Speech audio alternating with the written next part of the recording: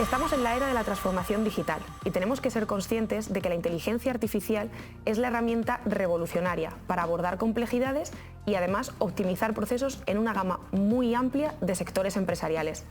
Desde la automatización de tareas hasta el análisis predictivo, la inteligencia artificial no solo resuelve problemas del día a día, sino que además nos abre muchas puertas para nuevos negocios. Hoy vamos a presentar el caso de éxito de ESIP Mundo Mayor, cómo aplicar inteligencia artificial con sentido.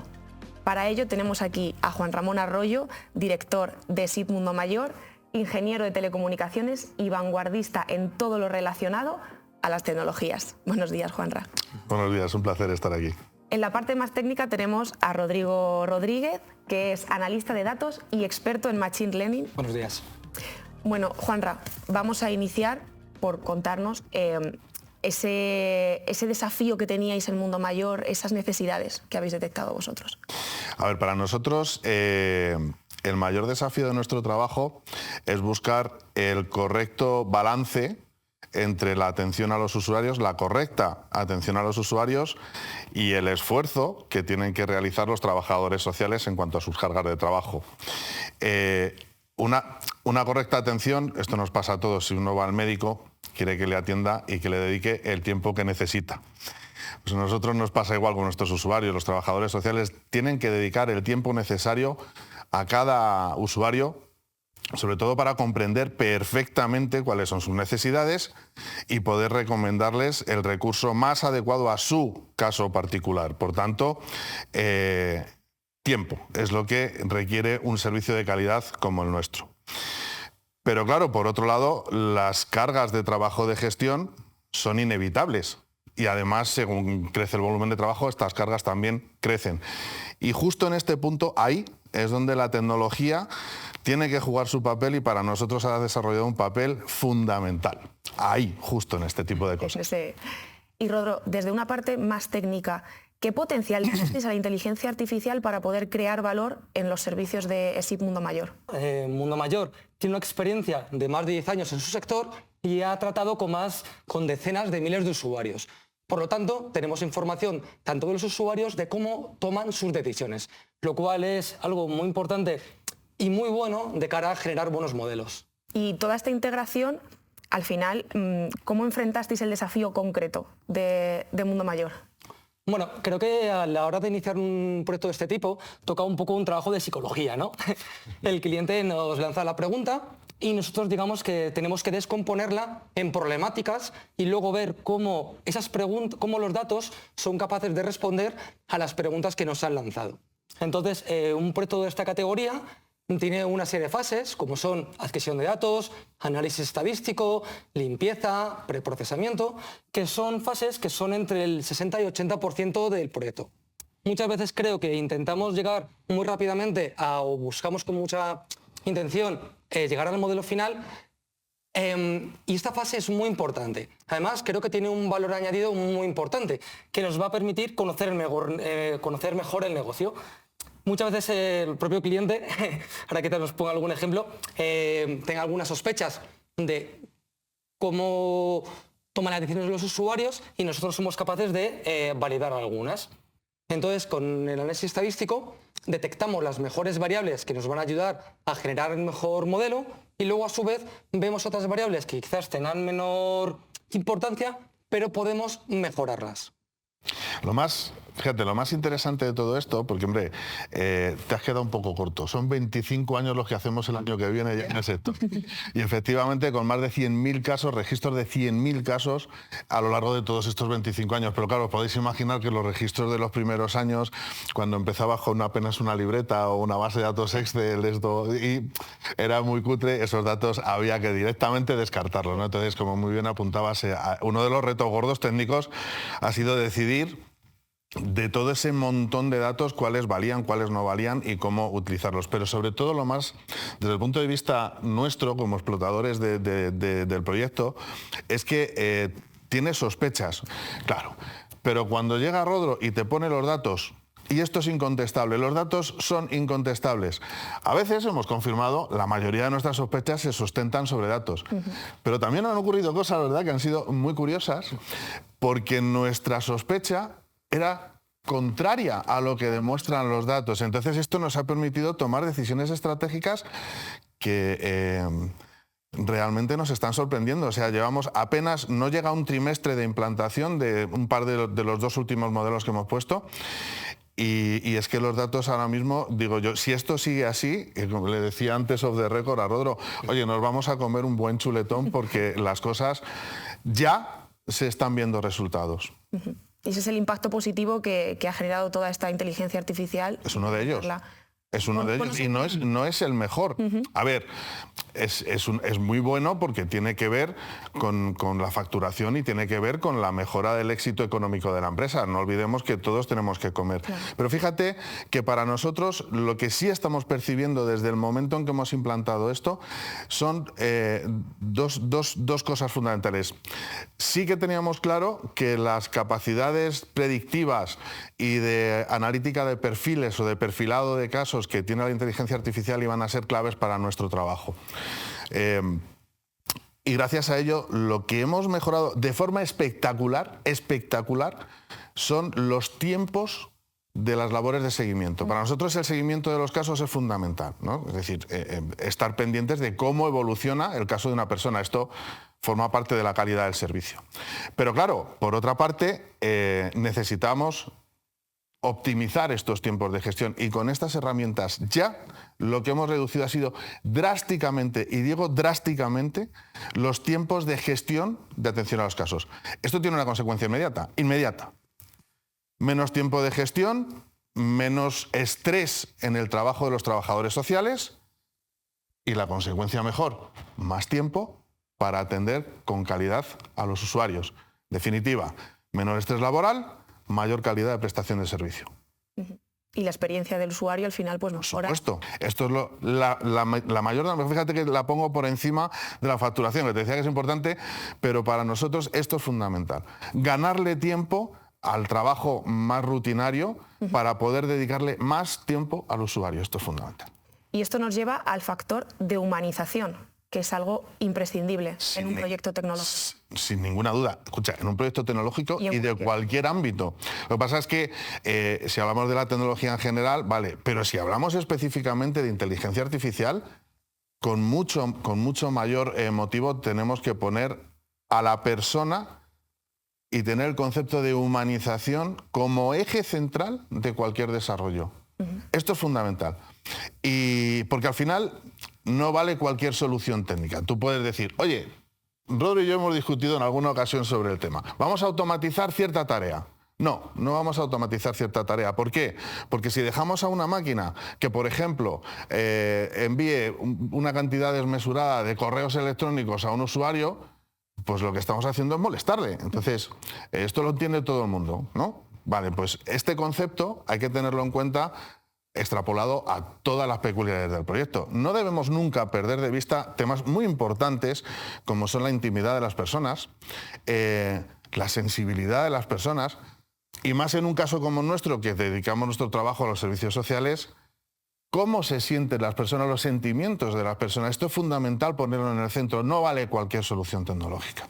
Esto, yo siempre he sido partidario y más en nuestro trabajo, cuando diseñas un proyecto tienes que pensar muy mucho cómo va a impactar ese proyecto en las personas, pero tanto en los usuarios finales como en los propios trabajadores, ¿vale? Y en este sentido es verdad que quien ha jugado un papel fundamental en el desarrollo de todos los proyectos han sido los trabajadores sociales de mi equipo, que a los ingenieros pues nos han modulado, ¿no? Nos han ayudado a modular el desarrollo para que al final efectivamente tengamos un proyecto funcionando pensando en el concepto de humanización, sin ninguna duda. Sí.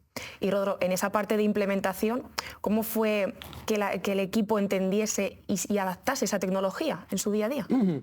Sí, en este aspecto hacemos buen tándem Juanra y yo. Juanra al final, como ingeniero, nos comprende muy bien a las personas, a los técnicos, a los desarrolladores, y luego evidentemente es experto en su negocio. Luego a su vez nosotros tenemos una buena capacidad de comprensión de los negocios. Entonces también cuando nos dan un desarrollo, un nuevo proyecto, nosotros siempre estamos pensando en cómo va a ser utilizado. Entonces, en este sentido, que un modelo que inteligencia artificial la acabe utilizando un usuario, siempre cuando le da realmente una utilidad, le agiliza su trabajo, inevitablemente la va a acabar utilizando. Entonces ahí no hay duda. Luego podemos realizar otros modelos que sean igualmente buenos, igual de calidad, sin embargo el criterio humano prevalezca respecto al de la máquina. En aquellos casos lo que tenemos que hacer es pensar quizás un poco más en la usabilidad o en cómo estamos preguntando los datos y la respuesta que dan.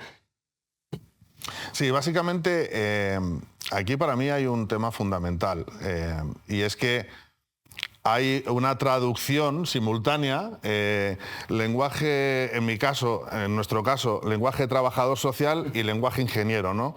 Los ingenieros tenemos un grandísimo problema y es que pensamos como ingenieros. Entonces, cuando desarrollamos, pensamos que hay ciertas cosas que sencillamente no se dan y un usuario dice, lo primero que hace cuando lo pones en su mano es hacer esa cosa. Entonces, es fundamental esa traducción constante del lenguaje del usuario que va a usar y del lenguaje del desarrollador. Pero además hay una componente fundamental en el éxito nuestro en particular y es que Rodro conoce perfectísimamente nuestro negocio. Lo conoce a la perfección, al detalle, porque llevamos muchos años trabajando juntos y porque nos gusta lo que hacemos y porque nos divertimos mucho trabajando y porque esa unión de voluntades y esa creatividad que surge por el conocimiento de una parte del ingeniero de cómo funciona el negocio y de la parte del negocio de cómo funciona la tecnología, hace que esto engrane y funcione muy bien. De otra manera, se puede conseguir, pero si no están estas dos partes, yo creo que quedaría cojo. ¿No estás de acuerdo? Sí, completamente. Y además, todo esto genera un nuevo paradigma dentro de la empresa. ¿Cómo abordasteis ese punto? La reacción al cambio existe permanentemente, pero es que, a ver, es condición humana. O sea, esto a nadie le gusta que le cambien sus dinámicas. El cambio genera rechazo, cierto rechazo.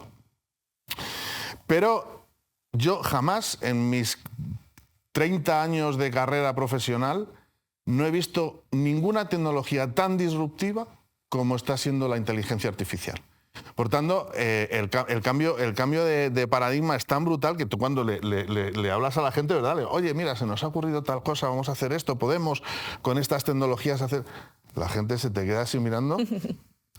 También, por otro lado, tienes que tener claro que por muy visionario que sea el líder de un negocio, si tu equipo no te acompaña, olvídate, estás muerto. No hay nada que hacer.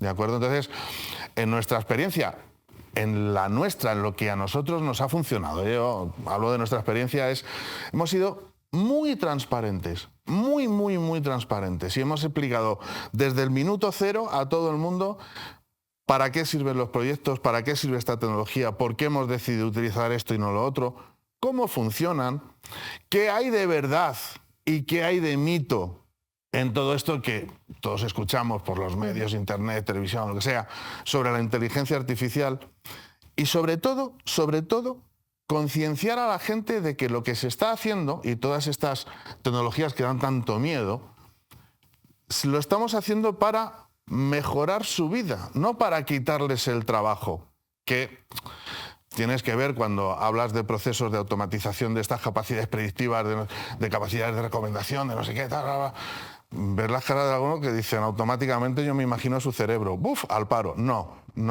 aquí no. El objetivo es generar herramientas que ayuden a las personas a hacer mejor, más cómodo y más eficaz su trabajo. No a quitarles el trabajo. Imagino que esto sería también uno, pero algunos de los problemas que os hayáis encontrado en el camino del proyecto, obviamente esto que me estás diciendo de poder explicar a la gente que no es quitarle el trabajo, ¿qué otros problemas os habéis ido encontrando? Sí, no es una causística concreta de estos proyectos, sino algo muy común en cualquier proyecto de Machine Learning. Al final es la calidad del dato. Muchas veces cuando tú coges el dataset hay información que es muy interesante y otra que potencialmente puede ser muy interesante. Entonces, es una revisión que, más que pensar que es una dilatación del tiempo de cara a conseguir el objetivo, me parece que es una inversión en revisar y mejorar el propio negocio. Hay algunas variables, pues bueno, que quizás lo que toca es reducir las opciones o incoherencias. Por ejemplo, una persona que va en silla de ruedas es poco probable que suba escaleras. Pues bueno, al final se generan validaciones que lo que te hace es mejorar la consistencia de la información. O por ejemplo, si para nuestros modelos determinamos que hay 3, 4, 5 variables o 50 que son muy importantes para la predicción, pues esos campos deben ser obligatorios y siempre tienen que estar rellenados. Y una herramienta que nos pareció muy interesante fue cómo extraer información de los campos de texto libre, ¿no? Entonces ahí GPT, por ejemplo, nos ha ayudado muy bien en ese trabajo. Tú llevas explotando datos toda tu vida, pero la inteligencia artificial te fuerza a un límite al que no estás acostumbrado, si quieres realmente exprimir el poder de la inteligencia artificial, ¿vale? Entonces nosotros nos hemos encontrado con dos momentos, antes de hace 2 años y después de hace 2 años. Es decir, desde la aparición de los enormes modelos de lenguaje, el GPT, y antes de la aparición de estos modelos que han venido a solucionar problemas que antes eran muy difíciles de solucionar, o muy caros, o muy costosos en tiempo, o muy costosos en entrenamiento, o en computación, etcétera, etcétera, etcétera.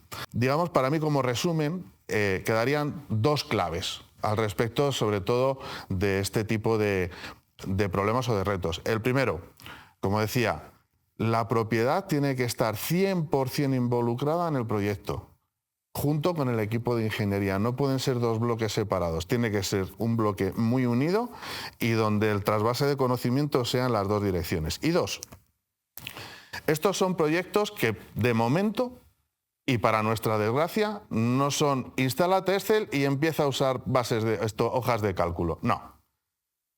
Mira a ver cuál es la solución, tienes que pensar muy bien en la solución, tienes que hacer un modelado, tienes que hacer un trabajo de adaptación, tienes que hacer mucho ensayo y error, tienes que probar este modelo y si este modelo no resuelve bien el problema, puedes probar otro y a lo mejor para resolver un problema tienes que probar 3 o 4 modelos.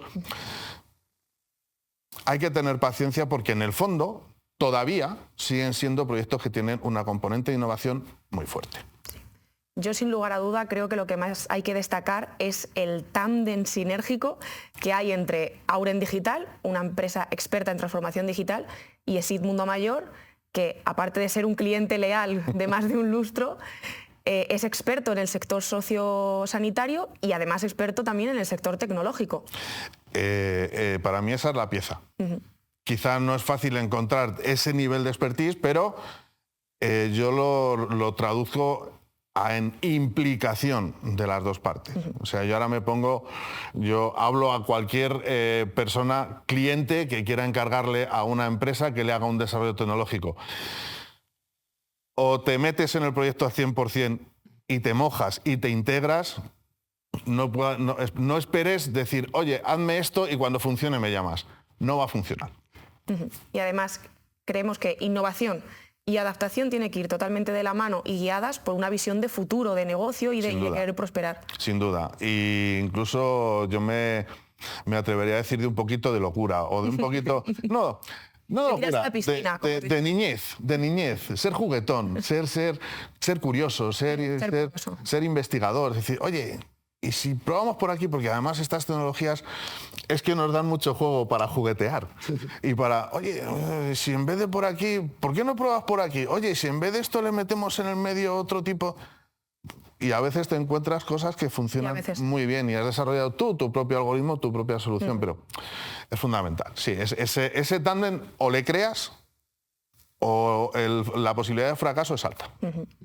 Bueno, pues muchísimas gracias, Rodro y Juanra, por habernos desglosado tan a fondo el caso de éxito y por haber compartido vuestras experiencias desde ambos puntos, el nivel técnico y a nivel más de negocio, pero complementado también con el conocimiento técnico.